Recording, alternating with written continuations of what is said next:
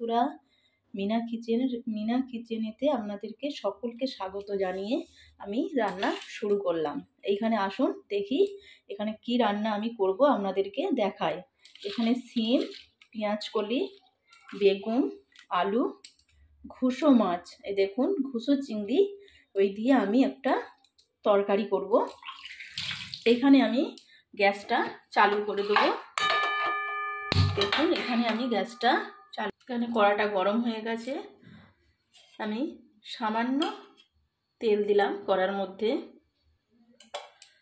অল্প করে আমি হলুদ দিলাম, দিয়ে ভালো করে আমি নেড়ে নেব।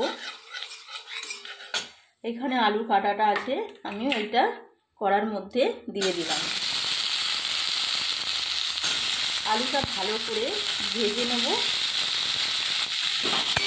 আলুটা ভালো করে ভেজে নেওয়ার পরে আমি প্রেসারে দেবো, যাতে তাড়াতাড়ি রান্নাটা হয়, সেই জন্য আমি প্রেসারে আর কি দিয়ে দেবো।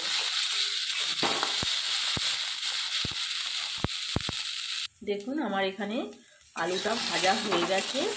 আমি এবারে আলুটা প্রেসারের মধ্যে দিয়ে দেবো। এই দেখুন প্রেসারের মধ্যে আমি আলুটা দিয়ে দিলাম। আমি এইটা একটা সিটি দেবো। প্রেসারের মধ্যে আমি পরিমাণ মতন জল দিয়ে দেবো।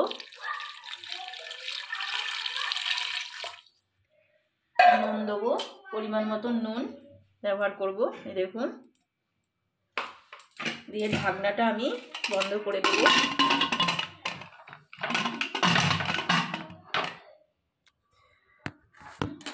এখানে আমি কড়ার মধ্যে সামান্য তেল দিলাম। এখানে পেঁয়াজ কলি আর সিম আমি রেখেছিলাম, ওইটা একটু হালকা করে ভেজে নেব।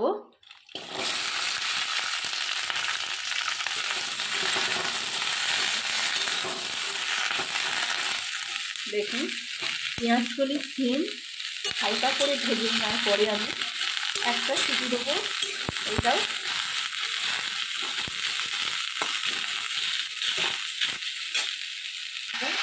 সিম পেঁয়াজ কলি ভাজা হয়ে গেছে। আমি এটা একটা জায়গার মধ্যে তুলে নেব। আমি জায়গাটা আপনাদের দেখার তুলে নিচ্ছি আমি। দেখুন কড়ার মধ্যে আমি অল্প করে সামান্য আমি তেল দেবো, দিয়ে আমি হলুদ দিলাম, দিয়ে এইখানে বেগুনটা কাটা আছে, বেগুনটা আমি হালকা করে ভেজে নেব। বেগুনগুলো আমি দিয়ে দিলাম, দিয়ে ভালো করে বেগুনটা আমি নেড়ে নেব।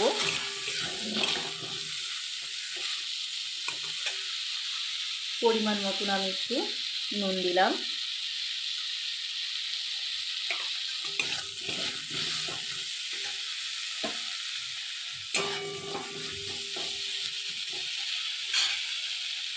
আর এখানে বেগুনটা ভাজা হয়ে গেছে, হালকা করে আমি সব ভেজেছি। বেগুনটা আমি এক জায়গার মধ্যে একটা তুলে নিলাম।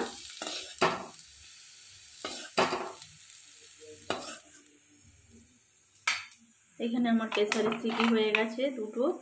আমি একটা ঢাকনাটাকে খুলে দিয়ে আমি এখানে সবজিগুলো এবারে ঢেলে দিলাম, দিয়ে একটা আমি সিটি দিলাম, একটা আমি সিটি দেবো।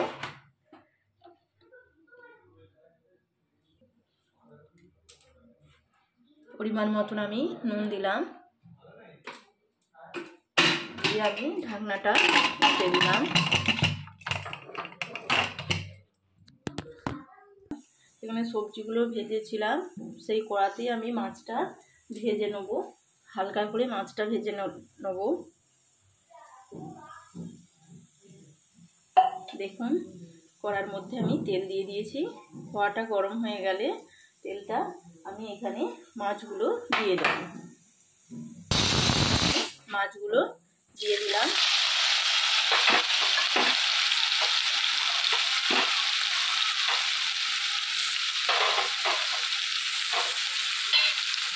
দিয়ে ভালো করে নেড়ে নেব।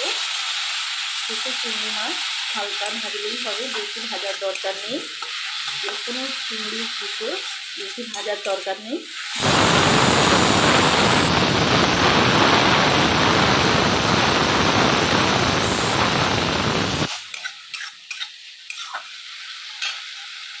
এখানে আমার মাছটা ভাজা হয়ে গেছে, আমি গ্যাসটা বন্ধ করে দিলাম। মাছটা আমি একটা জায়গার মধ্যে তুলে নেব। দেখুন আমি একটা জায়গার মধ্যে মাছটা তুলে নিয়েছি। আমি গ্যাসটা চালু করে দিয়েছি। কড়ার মধ্যে আমি এবারে তেল দিয়ে দিলাম।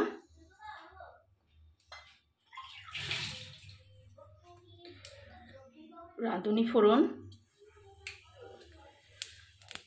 কালো জিরে দিয়ে আমি ভালো করে এটা ভেজে নেব।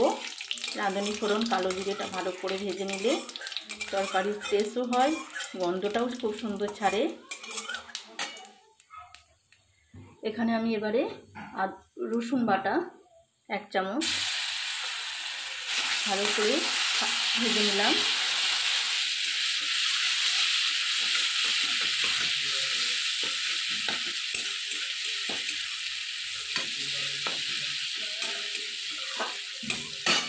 সামান্য আমি আদা বাটা দিয়ে দিলাম। অল্প করে আমি একটু হলুদ গুঁড়ো দিয়ে আমি পরিমাণ মতন একটু জল দিলাম।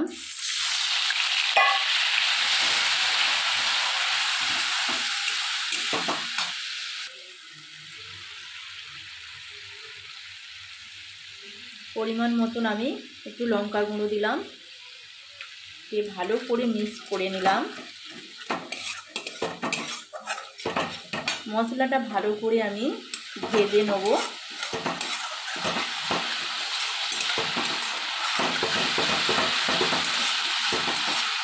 দেখুন মশলাটা আমার ভাজা হয়ে গেছে।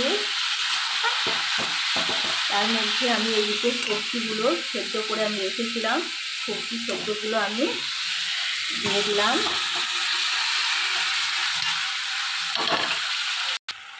দেখুন এখানে আমি এবারে যে ছোটো মাছগুলো ভেজে রেখেছিলাম এটা আমি দিয়ে দেবো তরকারির মধ্যে। ছোটো মাছ, চিংড়ি মাছ যে কোনো ভেজে দিলে তরকারিতে দিলে তরকারির টেস্ট হয়।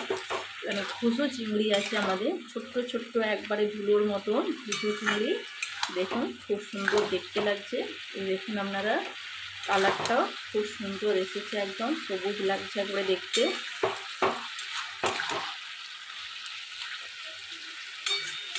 আমি আর জল দেবো না এর মধ্যে, ওই জলেতেই আমার হয়ে যাবে। সবগুলোই সেদ্ধ হয়ে গেছে, দেখুন সেদ্ধ হয়ে গেছে।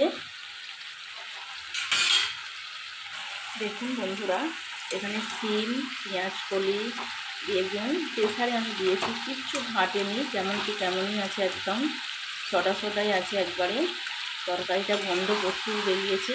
আপনারা অবশ্যই বানাবেন বাড়িতে, খেয়ে দেখে লাইক করে কমেন্ট করে অবশ্যই জানাবেন মিনা কিচেনেতে। দেখুন আমার তরকারিটা হয়ে গেছে, আমি এবারে গ্যাসটা বন্ধ করে দিলাম।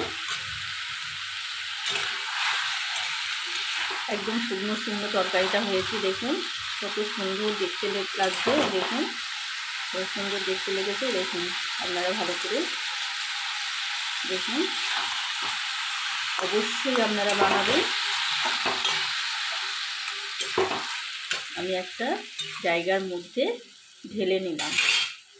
দেখুন আমার এখানে তরকারিটা হয়ে গেছে, আমি একটা জায়গার মধ্যে ঢেলে দিয়েছি। দেখুন কত সুন্দর দেখতে লাগছে, কালারটা পুরো সবুজ সবুজ সবুজ। এই দেখুন, আপনাদের ভালো লাগলে লাইক করবেন, কমেন্ট করে জানাবেন। আজ এই পর্যন্তই, ভালো থাকবেন, সুস্থ থাকবেন, নমস্কার।